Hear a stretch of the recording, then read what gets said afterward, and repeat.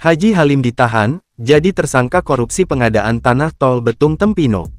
Direktur PT Sentosa Mulia Bahagia SMB Kemas Haji Halim Ali alias HA, yang menjadi tersangka dalam kasus dugaan tindak pidana korupsi terkait pemalsuan buku atau daftar khusus dalam pemeriksaan administrasi pengadaan tanah jalan tol Betung Tempino Jambi tahun 2024 resmi memenuhi panggilan dari Kejari Muba, di mana Direktur PT SMB datang ke Kejati Sumsel dengan menggunakan ambulans dan terbaring di ranjang perawatan, Senin, tanggal 10 Maret tahun 2025.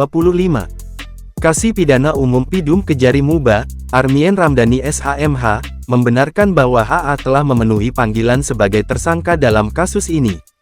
Ya, benar, HA memenuhi panggilan sebagai tersangka di Kejati Sumsel. Saat ini masih dalam proses pemeriksaan oleh penyidik, ujar Armien. Setelah menjalani pemeriksaan, H langsung dibawa ke rumah tahanan Rutan Pajo. Namun, pihak kejaksaan masih menunggu hasil pemeriksaan kesehatan untuk menentukan status penahanannya. Sudah di Rutan Pajo tapi masih menunggu surat kesehatan dari HA.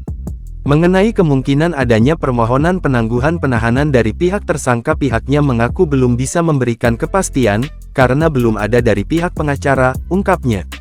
Sebelum dilakukan penetapan, tim penyidik Kejari Muba telah melakukan berbagai langkah, termasuk pemeriksaan terhadap 15 orang saksi, meminta keterangan dari 2 ahli yaitu ahli pidana dan ahli kehutanan, serta melakukan penyitaan sejumlah dokumen dan alat elektronik yang berkaitan dengan tindak pidana ini.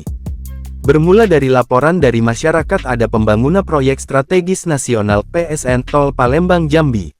Khusus trase tol Betung Tempino, program pembangunan itu berdasarkan keterangan kontraktor, dalam hal ini Hutama Karya, HK program tersebut sejak tahun 2014, kata Kejari Muba Roy Riyadi SHMH.